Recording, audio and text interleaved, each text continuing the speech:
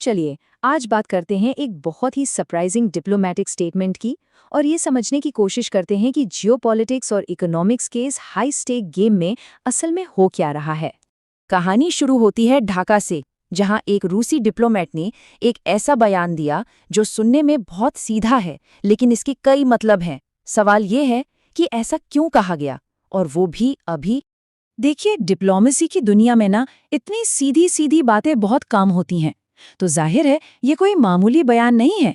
ये एक सोची समझी चेतावनी है और हमें इसके पीछे के असली मतलब को समझना होगा। तो आइए इस चेतावनी की परतों को एक एक करके खोलते हैं। सबसे पहले वो वजह देखते हैं जो रूस ने दुनिया के सामने रखी है, यानी इतिहास का वास्ता। अब ये जो टाइमलाइन है ना, ये बहुत इंटरेस्टिंग है। ये सिर्फ भारत पाकिस्तान जंग की बात नहीं है। ये हमें याद दिलाती है कि उस वक्त सोवियत संघ यानी यूएसएसआर बांग्लादेश की आज़ादी के लिए कितना ज़रूरी था, खास तौर पर जब उसने अमेरिकी दखल को रोका था। तो ऊपर ऊपर से देखें तो लगता है कि रूस बस एक पुराने दोस्त की तरह बांग्लादेश को उसकी जड़ें याद दिला रहा है और कह रहा है कि भारत के साथ अपने रिश्ते सुधार लो। लेकिन अगर बात सिर्फ इतिहास की होती तो रूस को ये सब याद दिलाने की ज़रूरत ही क्यों पड़ती। असल कहानी तो आज के बांग्लादेश में है, जहां कुछ ऐसा हो रहा है जिससे मॉस्को की चिंता बढ़ गई है। और देखिए हालात कैसे बदले हैं। एक तरफ था 1971 का वो दौर जब भारत के लिए दोस्ती और एहसानमंदी थी, और दूसरी तरफ है आज का ये माहौल जहां भारत विरोधी बातें सुनाई दे रही हैं। और ये सिर्फ बयानबाजी तक ही सीमित नहीं है, कुछ और भी चीजें हो रही हैं जो चिंता बढ़ा रही हैं, जैसे भारत के खिलाफ बढ़ता माहौल, डिफेंस पर अचानक बढ़ता खर्च और देश की इकोनॉमी का धीमा पड़ना। और जब इकोनॉमी की बात आती है तो सबसे बड़ा सबूत है वहां की महंगाई। आप देखिए, एक वक्त पर यह लगभग 13% तक पहुंच गई थी, जिसने आम लोगों की बचत और जिंदगी पर बहुत बुरा असर डाला। और ऐसा नहीं है कि ये चिंता सिर्फ बाहर के लोग जता रहे हैं।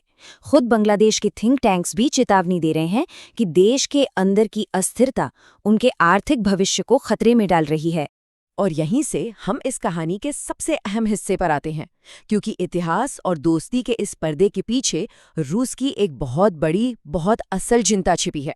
तो सवाल यह है कि क्या रूस की चिंता की वजह सिर्फ दोस्ती और इतिहास है? नहीं।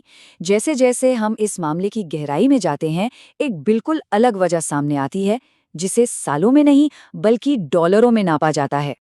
और वो वजह है ये नंबर, $11.5 अरब। अब ये कोई मदद या ग्रांट नहीं है, ये एक बहुत बड़ा कर्ज है, एक ऐसा इन्वेस्टमेंट है जिसे रूस किसी भी कीमत पर बचाना चाहता है। ये पैसा रूपपुर न्यूक्लियर पावर प्लांट के लिए दिया गया है।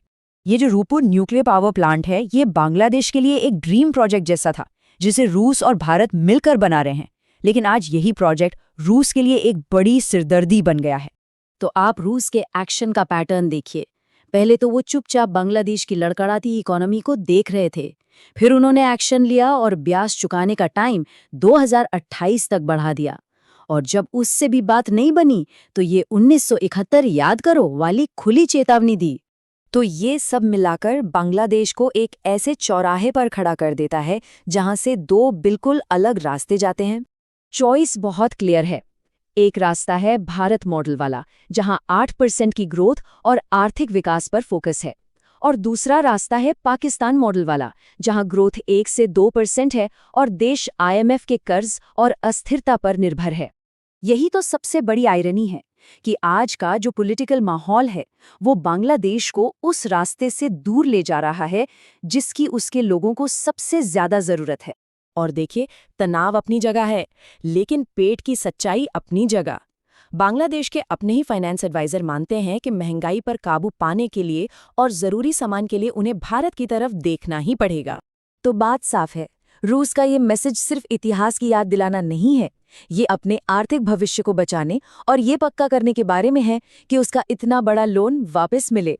तो आखिर में सवाल यही बचता है, बांग्लादेश के लिए कौन सी आवाज ज्यादा भारी पड़ेगी? 1971 के इतिहास की गूंज या फिर आज की आर्थिक मजबूरियों की हकीकत? इस सवाल का जवाब न सिर्फ बांग्लादेश का बल्कि इस पूरे इलाके का भविष्य तय करेगा। यूपीएससी से संबंधित करंट अफेयर्स के लिए करंट अफेयर्स डिस्कशन को सब्सक्राइब करें।